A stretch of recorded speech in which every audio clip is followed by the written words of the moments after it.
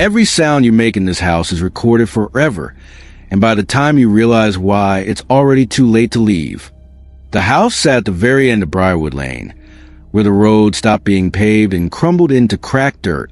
Tall, dead trees ringed it like a crooked hedge. Their bare branches leaned inward, as if they were trying to hear something inside. No lights glowed in the windows. No smoke rose from the chimney. The place looked abandoned, but not forgotten. Evan Cole stood at the front gate longer than he meant to.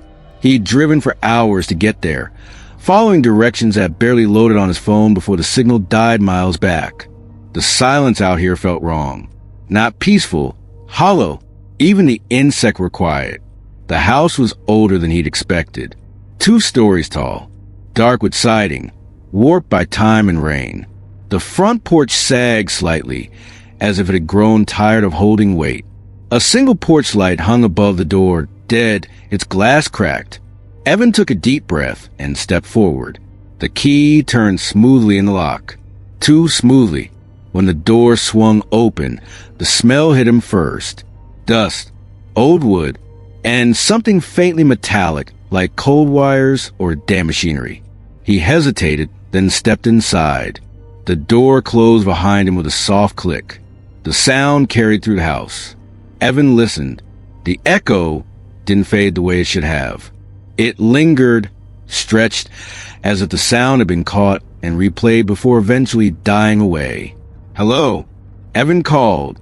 His voice came back to him, not as a normal echo, but slightly delayed, thinner, distorted, like it had passed through a bad speaker. Evan let out a shaky laugh. "Okay, old house, weird acoustics." He told himself that, but his stomach tightened anyway. The inside of the house was almost completely empty. No furniture, no rugs, no pictures on the walls, just bare wooden floors and faded wallpaper peeling at the corners. But what stood out immediately were the walls themselves. Thin black cables ran along them. Some were stapled neatly in straight lines. Others disappeared into small holes drilled into the wood. They ran along door frames, across ceilings, and down into the floorboards. Evan followed one with his eyes as it vanished into a crack near the stairs. He'd never seen anything like it. "This wasn't in the paperwork," he muttered. The house had come to him through a lawyer's email. His uncle, Thomas Cole, had died, or at least that's what the document said. No body recovered. No cause of death listed. Just a date. Just a signature. Evan barely remembered the man. Quiet, reclusive, supposedly obsessed with old technology, according to family rumor. No wife, no kids, just this house. As Evan walked to the living room, his footsteps sounded too loud. Each step seemed to travel farther than it should, bouncing off the walls and returning to him slightly altered.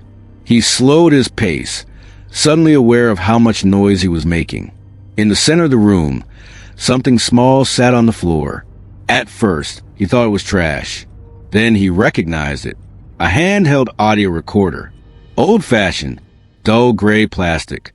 Scratched and worn, like it had been used for years. A thin microphone jutted from the top. A red light blinked steadily on its face. Recording. Evan stared at it. No one else was here. He was sure of that. So why was it on? He bent down and picked it up. The plastic felt warm in his hand, as if it had been running for a very long time. The tiny screen displayed a timer. Recording time, 12 for 87:16. Over 12,000 hours. "What the hell?" Evan whispered. The recorder crackled softly. A faint hiss came from its speaker, like distant breathing. Evan raised it closer to his ear, straining to hear. For a moment, there was nothing. Then, very faintly, a sound slipped through. A voice, too quiet to understand. Evan pulled the recorder away, his heart beating faster now. He pressed the stop button. Nothing happened. The red light kept blinking. He pressed it again. Harder. Still nothing. A chill crawled up his spine. The voice grew a little louder. Still distant. Still unclear. but unmistakably human. Evan dropped the recorder onto the floor. The clatter it made echoed through the room, and then echoed again, and again, as if the house itself were repeating it. The ceiling lights flickered, even though Evan hadn't touched any switches. The air felt heavier now, pressing against his ears, his chest. That was when Evan understood deep in his bones. This house wasn't silent.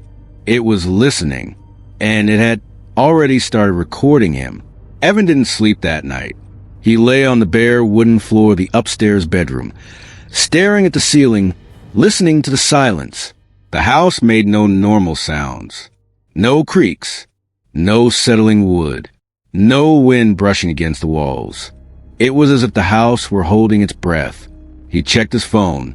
No signal. No bars. The battery was draining faster than it should, even though he wasn't using it. He set it face down beside him and closed his eyes, trying to slow his thoughts. This was stress, he told himself. He'd driven too far, thought too much. The recorder downstairs was just old equipment his uncle had left behind. Still, he avoided speaking. Every time he swallowed, the sound felt too loud. At exactly 1:14 a.m., a sharp click echoed through the house. Evan's eyes snapped open. The sound came from downstairs. A mechanical click. Clean. Precise. Followed by another sound. Static. Low and steady, like a radio between stations. Evan sat up slowly, his heart pounding. He held his breath, listening. The static grew louder, spreading through the house like fog. Then came the voices. Not one. Many. They overlapped, murmuring over one another, rising and falling in uneven waves. Some were deep, some high, some sounded close. Others felt far away, like they were buried behind the walls. Evan crept to the top of the staircase and looked down into the darkness. The faint red blink of the recorder's light pulsed from the living room floor. It had turned itself back on. The voices grew clearer as Evan descended the steps. I didn't mean to stay. Please stop. I just wanted to look around. Evan froze halfway down. His mouth went dry. The voices were terrified. They weren't acting. They weren't random noise. They were real. The recorder crackled, and then one voice rose above the rest. A familiar voice. Evan's voice. Hello. The word echoed from the tiny speaker, distorted and stretched, like tape that had been played too many times. The sound made Evan's skin crawl. That's not possible, he whispered. The recorder answered. Not possible. His own words repeated back, just slightly delayed. Evan stumbled down the rest of the stairs and snatched the device up, his hand shaking. He slammed his finger on the stop button. The voices cut out. The static remained. Slowly, the static faded too. Evan stood there, breathing hard, staring at the silent recorder in his hands. At last, the red light went dark. Relief washed over him. Then a whisper brushed past his ear. Don't. Evan spun around. No one was there. The living room was empty, and the sound hadn't come from the recorder. It had come from the wall. Evan backed away slowly, his eyes tracking every corner. The thin black cables along the walls seemed darker now, thicker, more obvious. Some of them pulsed faintly, as if carrying a current. He pressed his ear against the wall. At first, he heard nothing. Then very quietly, breathing, slow, shallow, uneven, he jerked away in horror. No, he said sharply. No, this isn't happening. The moment the words left his mouth, the wall whispered them back. No. Evan clamped his hands over his ears and dropped to his knees. The whispers grew louder, multiplying, crawling out of every surface. They came from the ceiling, the floor, the hallway behind him. Each sound he made fed them. Each breath added to the noise. He realized then that the house wasn't simply playing recordings. It was responding, replying, learning. Evan rushed through the house, checking every room, every corner. The kitchen was empty but cold, as if the air had been drained from it. The bathroom mirror reflected his face strangely, stretching his features just slightly whenever he spoke. "Stop," he told his reflection.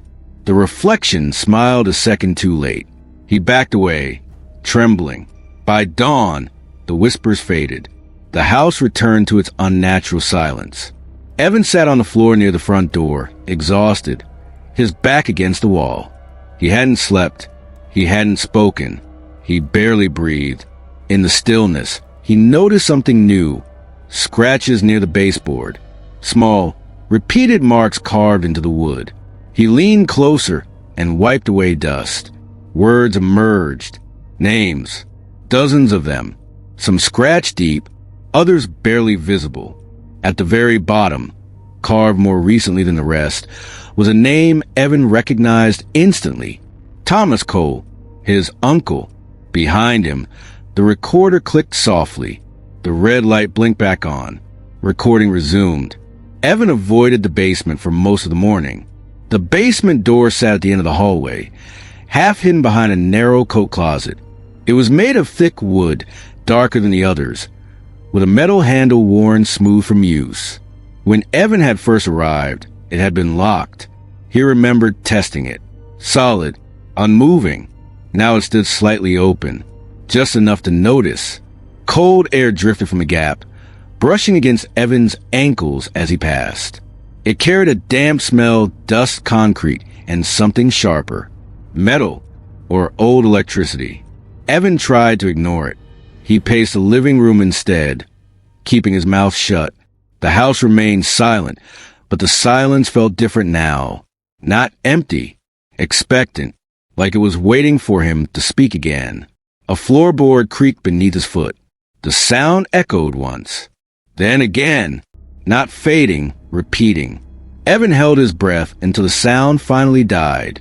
That was when he noticed the basement door had opened wider. He froze at the end of the hallway, staring into the dark space beyond the frame. The darkness below didn't look natural. It felt thick, layered, more like something solid than an absence of light.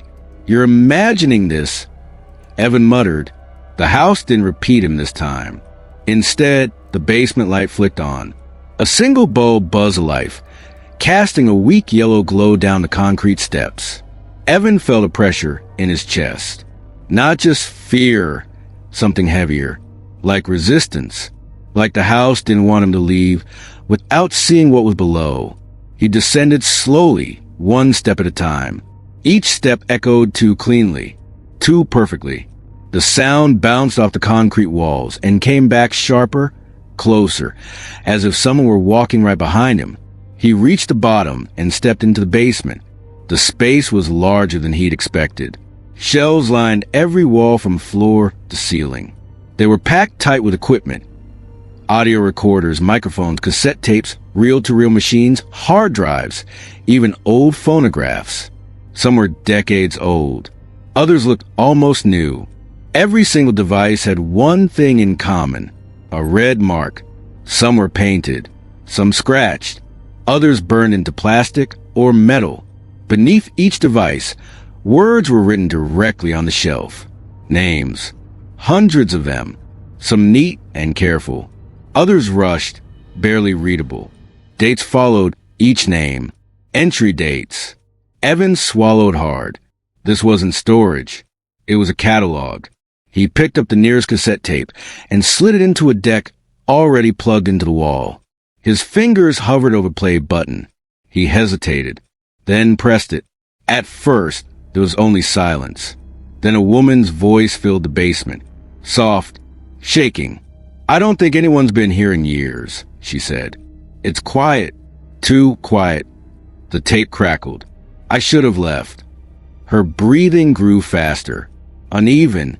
"I can hear something in the walls." The voice cut off suddenly. A mechanical click followed. Recording resumed. Evan yanked the tape out and backed away. Another recorder turned on by itself. Then another, and another. The basement filled with sound. Whispers. Shouts. Pleas. Laughter twisting into sobs. Voices overlapping, layered on top of one another, rising and falling like a living thing. Evan grabbed his head, palms over his ears, but it didn't help. The sound wasn't just loud, it was everywhere. Inside his skull, inside his chest, on the far wall. Something caught his eye. Words were carved deep into the concrete, scratched over and over with desperate care. Every voice leaves a trace. Every trace is kept.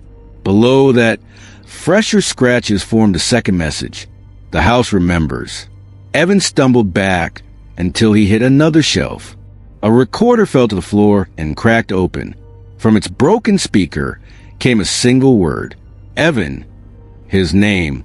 He stared down at the device, his blood turning to ice. The voice continued. I'm still here. It was his uncle, Thomas Cole.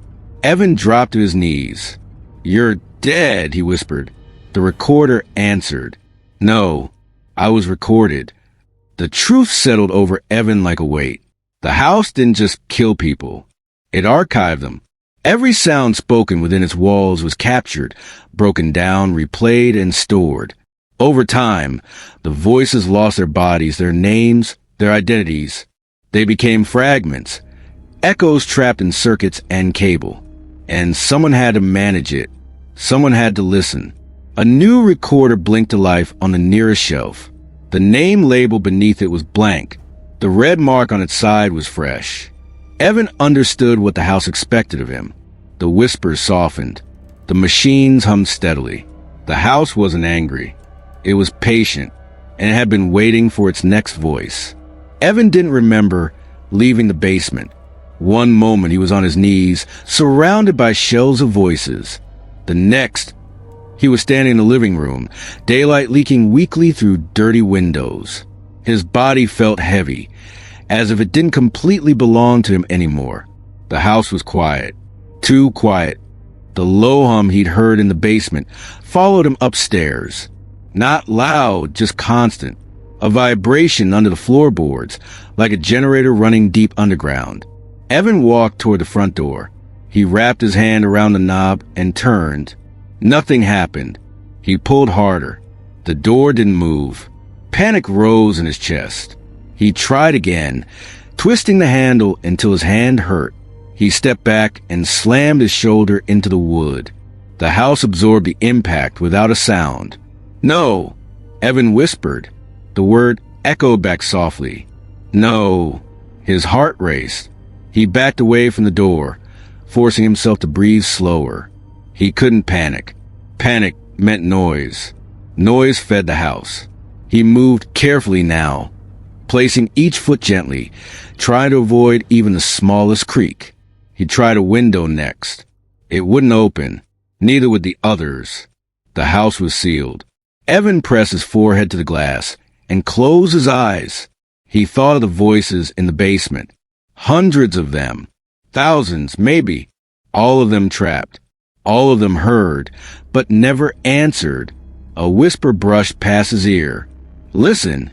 Evan turned around. The living room was empty, but the walls felt closer now. The cables along them pulsed faintly, glowing just enough to notice. Each pulse matched his heartbeat. You don't get to talk, Evan said through clenched teeth. The house responded, not with his words, but with others. I tried to leave too. It doesn't open. Please just listen. Voices pour from the walls, layered and overlapping. Some calm, others frantic, all of them desperate. Evan collapsed onto the floor, hands over his ears. Stop, he begged. The voices stopped instantly. The silence that followed was worse. In that quiet, Evan heard his own breathing. Loud, uneven. He forced himself to slow it, counting each inhale, each exhale in his head. He couldn't give the house more sound. He couldn't give it more of himself. The hum grew stronger. The floor beneath him vibrated softly. The realization came to him with sudden clarity. The house wasn't just trying to trap him. It was trying to train him. He stood up slowly and followed the vibration, moving toward the hallway. The basement door waited at the end, now standing wide open, inviting him back. I won't, Evan said. The lights flickered. The walls whispered back, Gently this time. You already are. Evan shook his head and backed away, but the hallway felt longer than before. The distance stretched. The walls narrowed. He ran. The moment his feet hit the floor hard, the house erupted with sound. Every voice in the library screamed at once. The walls shuddered. The bulbs overhead burst, plunging everything into darkness. Evan fell, covering his head. The screaming stopped. A single voice remained. His uncle's. "Don't fight it," Thomas said calmly. "The more you resist, the more it takes." Evan crawled backward until his back hit the wall. "You let this happen," he hissed. "You built this." "I maintained it," the voice replied. "The house was here long before me." "Then why didn't you destroy it?" There was a pause. When Thomas spoke again, his voice was quieter, because it records even that. The hum softened. The pressure in Evan's chest eased a little. He felt something shifting inside him. Subtle. The sharp edge of fear dulled. The panic receded. In its place came something stranger. Calm. Listening was easier than fighting. The voices faded to whispers again, no longer competing. Organized now. Structured. Flowing through the cables like data in a system. The house needed a listener. Someone to catalog the recordings. Monitor the library. Keep the archive alive. Someone who would stay silent unless necessary. Evan's throat burned. He realized he hadn't spoken in hours. The silence felt comfortable. The house responded immediately. The hum evened out. The pressure lifted. For the first time since he'd arrived, Evan felt accepted. A recorder slid softly across the floor toward him, stopping at his feet. It was newer than the others. Blank label. Fresh red mark. Evan stared at it for a long time. Then, slowly, he picked it up. The house settled a moment. Evan accepted the recorder. The hum beneath the floor softened into a steady rhythm, like a machine finally running as designed. The walls stopped pressing inward. The air felt lighter. For the first time since he'd stepped inside, the house felt calm. Content. Evan stood alone in the living room, the recorder warm in his hands. Its red light blinked patiently. He noticed something else then. The house was no longer listening to him. It was waiting. Evan moved carefully, as though a sudden motion might disturb the fragile balance.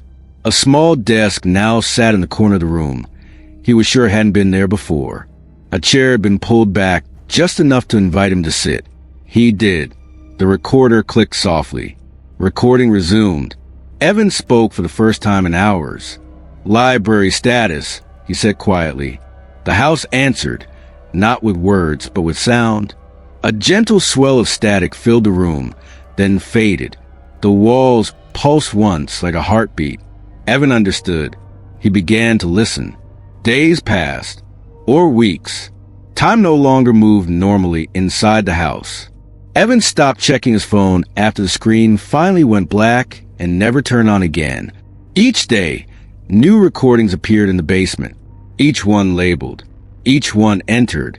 He learned the system quickly, too quickly. He learned which cables carried which voices, which shelves held new entries, which tones a whisper meant damage, which meant loss. Sometimes, the voices begged him to respond.